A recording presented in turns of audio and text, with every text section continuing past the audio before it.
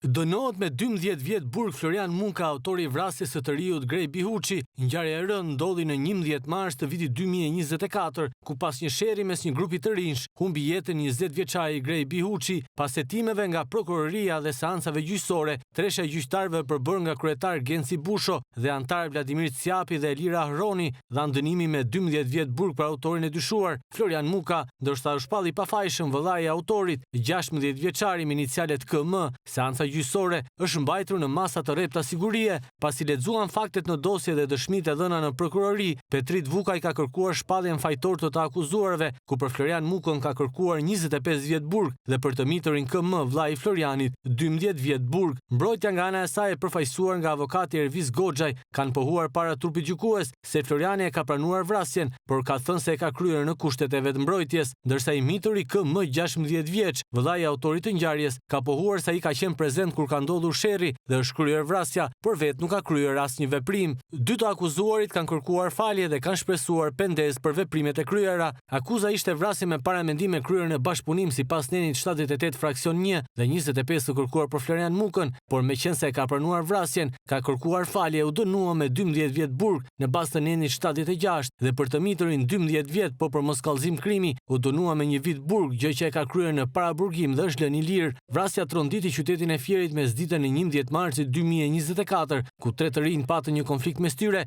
që nisi për shkak të rrjeteve sociale.